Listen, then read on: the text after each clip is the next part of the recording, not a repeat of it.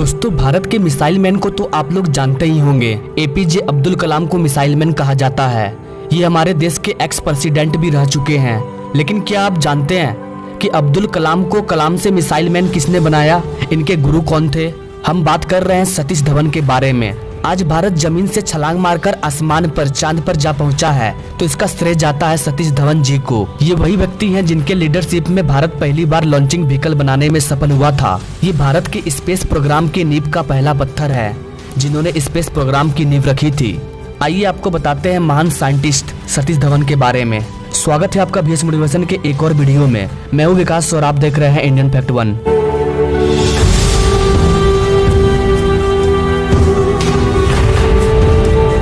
दोस्तों, भारत के लिए 14 जुलाई का दिन बहुत ही ऐतिहासिक था, क्योंकि 14 जुलाई 2023 को आंध्र प्रदेश के श्रीहरिकोटा सतीश धवन स्पेस सेंटर से चंद्रयान 3 लॉन्च हुआ।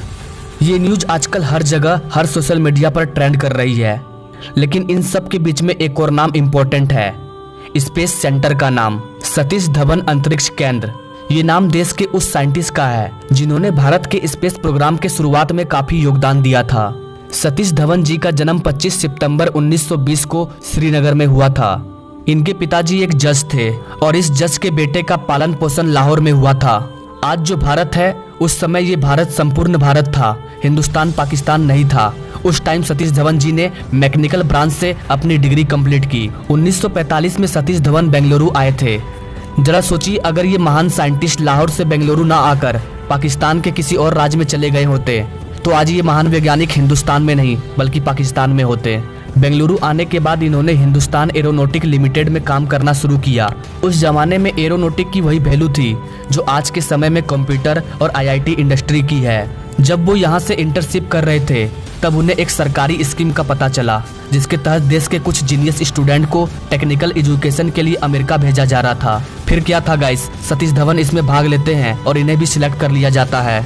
1947 में जब भारत आजाद हो रहा था, उस समय ये कैलिफोर्निया इंस्टीट्यूट ऑफ टेक्नोलॉजी से एरोनॉटिक की डिग्री हासिल कर रहे थे। हैंस लिपमैन को सतीश धवन ने अपना गुरु बनाया, उनकी सारे ज्ञान को ग्रहण की। हैंस लिपमैन ने सतीश धवन को अपना पूरा ज्ञान दे दिया और इसी ज्ञान के बदौलत सतीश धवन ने इतिहास रच दिया। आपको बता दें कि इसरो की शुरुआत विक्रम साराभाई ने की थी, लेकिन इसे उड़ान भरना सतीश धवन ने सिखाया था। सतीश धवन जी को उस समय इसरो में ऑक्टोपस की उपमा दी जाती थी, क्योंकि वो एक ही समय में दोनों ऑर्गेनाइजेशन इसरो और IISc को हेड किया करते थे। 1951 में धवन अमेरिका से भारत वापस आए और उन्हें देश में नए नए इंजीनियर तैयार करने की जिम्मेदारी दी गई। इसरो ने छात्रों को पढ़ाना शुरू किया।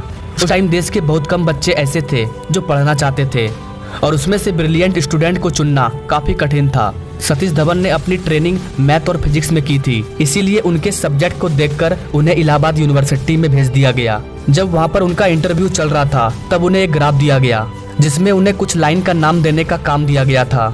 कुछ देर के लिए धवन शांत बैठ गए, तो सामने वाले को लगा कि धवन को शायद इसका जवाब नहीं आता है। इसके बाद सामने वाले ने कुछ उल्टा सीधा बोलना शुरू कर दिया। तब धवन उठे और ग्राफ को दिखाते हुए बोले, जब इस ग्राफ को किताब से कॉपी किया गया तो इसे उल्टा कॉपी कर दिया गया था। और सतीश धवन को अपने बात पर बहुत ही ज्यादा कॉन्फिडेंस था। उनकी बातें सुनकर वहां मौजूद सभी प्रोफेसर हैरान रह गए। 1971 में सतीश धवन ने IISc से ब्रेक ले लिया और वो वापस कैलिफोर्निया चले गए और कैलिफोर्निया इंस्टीट्यूट ऑफ टेक्नोलॉजी में कुछ रिसर्च करने लगे।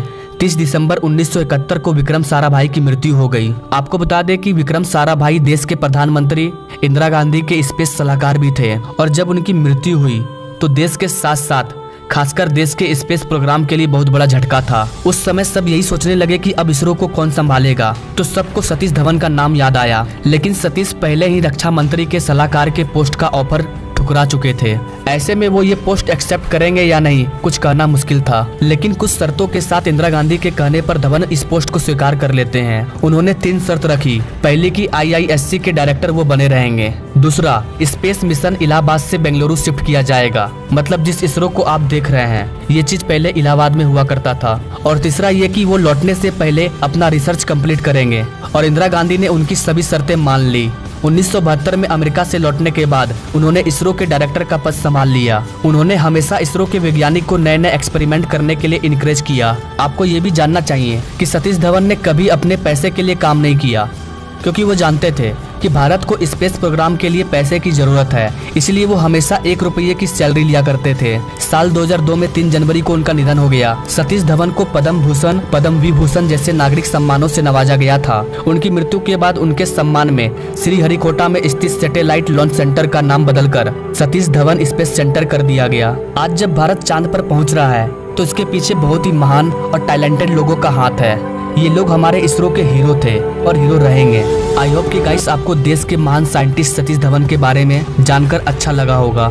अगर हाँ तो इसे अपने दोस्तों और फैमिली तक शेयर करना ना भूले, ताकि उन्हें भी अपने देश के महान साइंटिस्ट के बारे में पता चल सके। मिलते हैं नेक्स्ट वीडियो में एक नई जानकारी के साथ, तब तक के लिए जय हिंद।